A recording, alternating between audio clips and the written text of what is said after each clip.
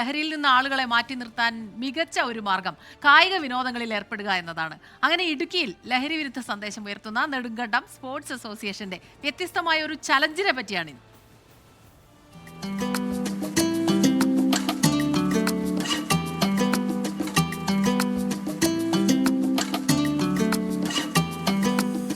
ഒരു ദിവസത്തിന്റെ തുടക്കം ലഹരിയെ എറിഞ്ഞു തകർക്കുക എന്ന ലക്ഷ്യത്തോടെയാകണം. നെടുങ്കണ്ടം സിന്തറ്റിക് ട്രാക്ക് സ്റ്റേഡിയത്തിൽ എത്തുന്ന ആളുകളിലേക്കാണ് ഈ ആശയം എത്തിക്കുന്നത്.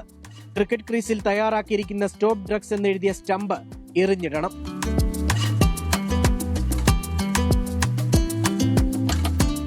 കളിസ്ഥലങ്ങളില്ലാത്തതും കളിക്കാൻ ആവശ്യമായ സമയം ലഭിക്കാത്തതുമാണ് യുവതലമുറ ലഹരിയുടെ അടിമത്തത്തിലേക്ക് പോകുന്നു എന്നുള്ള തിരിച്ചറിവാണ് നെടുങ്കണ്ടം സ്പോർട്സ് അസോസിയേഷൻ ഇത്തരത്തിലുള്ള ഒരു ആശയം നെടുങ്കണ്ടത്ത് നടപ്പിലാക്കുവാനായിട്ട് ശ്രമിക്കുന്നത്.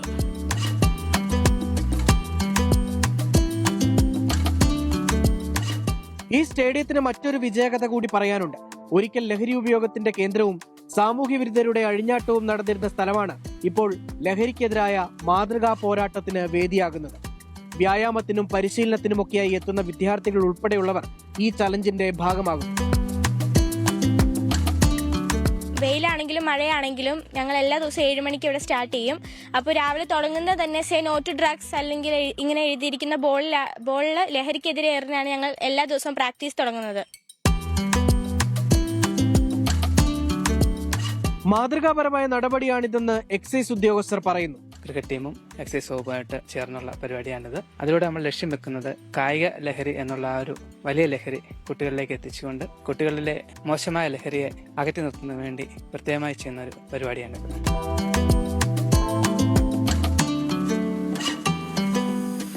മയക്കുമരുന്ന് ലഹരിക്കെതിരായ പോരാട്ടത്തിന് ഈ ചലഞ്ച് തുടരും. കായിക ലഹരിയിലേക്ക് യുവാക്കളെ ഉൾപ്പെടെ എത്തിക്കുകയാണ് നെടുങ്കണ്ടം സ്പോർട്സ് അസോസിയേഷന്റെയും നാട്ടുകാരുടെയും ലക്ഷ്യം. 24 ഇടുക്കി. ലോകത്തെവിടെയായാലും ഏത് സമയത്തും 24 വാർത്തകളും ഓഗ്മെന്റഡ് റിയാലിറ്റി പാക്കേജുകളും എക്സ്പ്ലെയിനറുകളും വിശദമായി കാണാൻ ഞങ്ങളുടെ യൂട്യൂബ് ചാനൽ നിങ്ങൾക്ക് സബ്സ്ക്രൈബ് ചെയ്യാം.